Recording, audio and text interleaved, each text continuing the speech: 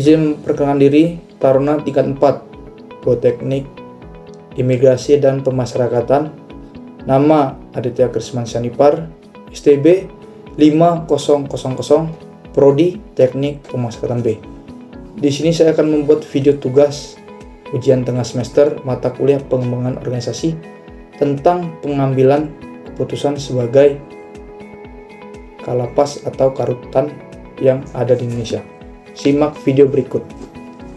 Pada kesempatan kali ini, saya akan membahas salah satu permasalahan utama dalam sistem pemasyarakatan di Indonesia, yaitu overcrowding atau kelebihan kapasitas di lembaga pemasyarakatan dan rutan di Indonesia.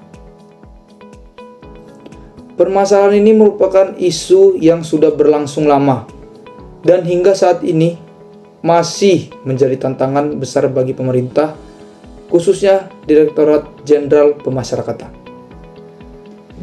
Overcrowding bukan hanya sekedar persoalan jumlah narapidana yang melebihi kapasitas, tetapi juga berdampak luas terhadap berbagai aspek seperti keamanan, kesehatan, hak asasi manusia, hingga efektivitas pembinaan narapidana. Oleh karena itu, penting bagi kita untuk memahami permasalahan ini secara lebih mendalam, termasuk penyebab, dampak, serta solusi yang dapat dilakukan. Masuk ke penjelasan masalah. Overcrowding adalah kondisi di mana jumlah penghuni lapas jauh melebihi kapasitas yang seharusnya. Di Indonesia, banyak lapas mengalami kelebihan kapasitas, bahkan hingga 100% sampai 300% dari daya tampung normalnya. Misalnya, sebuah lapas yang seharusnya menampung 500 orang, pada kenyataannya hanya bisa diisi oleh lebih dari 1000 narapidana atau warga binaan. Kondisi ini tentu sangat memprihatinkan, karena lapas tidak lagi mampu menjalankan fungsi idealnya sebagai tempat pembinaan. Faktor penyebab overcrowding. Overcrowding terjadi karena beberapa faktor utama, yaitu 1. Tingginya angka kriminalitas. Semakin banyak tindak pidana, semakin banyak juga orang yang masuk ke dalam lapas, dan ini dapat menyebabkan overcrowding. Yang kedua, dominasi pidana penjara. Sistem hukum di Indonesia masih cenderung menjadikan penjara sebagai hukuman utama dibandingkan alternatif lain seperti rehabilitasi atau kerja sosial. Yang ketiga, kasus narkotika yang mendominasi. Sebagian besar penghuni lapas berasal dari kasus narkoba, bahkan banyak diantaranya adalah pengguna dan bukan pengedar. Yang keempat, lambatnya proses pembebasan bersyarat.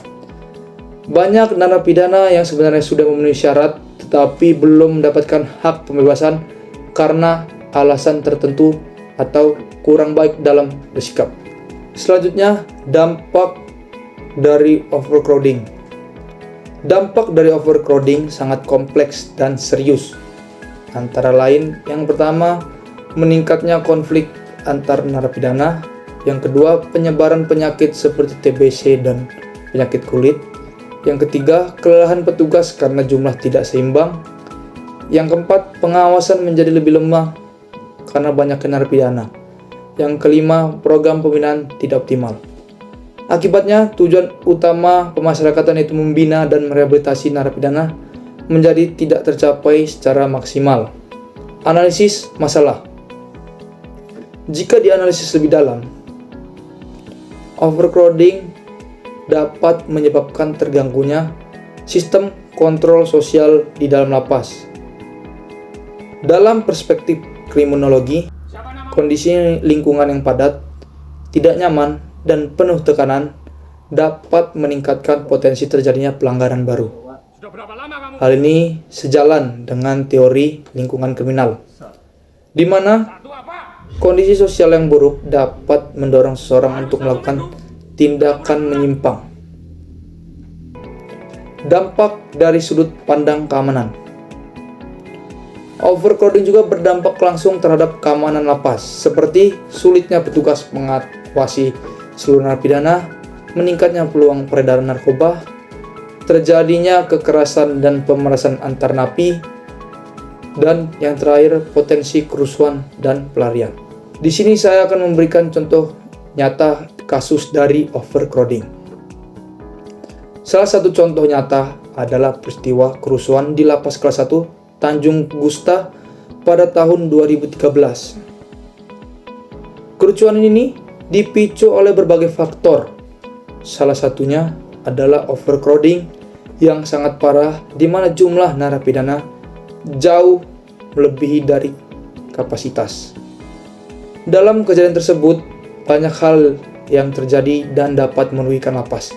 Yang pertama, terjadinya pembakaran lapas, ratusan narapidana melarikan diri, serta banyak fasilitas rusak parah. Kasus ini menunjukkan bahwa overcrowding dapat memicu krisis keamanan serius. Contoh lain adalah kondisi di Lapas Narkotika Kelas 2A Cipinang yang sering diberitakan mengalami kapasitas tinggi. Dampaknya dari kapasitas tinggi adalah yang pertama, peredaran narkoba tetap terjadi dalam lapas. Yang kedua, pengawasan menjadi tidak optimal. Dan yang terakhir, pembinaan narapidana tidak berjalan efektif. Dari contoh tersebut dapat disimpulkan bahwa overcrowding bukan hanya masalah teknis, tetapi juga masalah struktural dalam sistem pemasyarakatan. Di sini saya akan memposisikan diri saya sebagai kalapas atau karutan untuk memberikan kebijakan atau solusi yang tepat untuk mengatasi overcrowding. Untuk mengatasi overcrowding diperlukan kebijakan yang komprehensif dan berkelanjutan. Kebijakan yang pertama yaitu alternatif pemindanaan. Pemerintah perlu mengurangi penggunaan pidana penjara dengan menerapkan restoratif justice, pidana kerja sosial, serta rehabilitasi bagi pengguna narkoba. Dengan demikian, tidak semua pelanggar hukum harus masuk ke dalam lapas.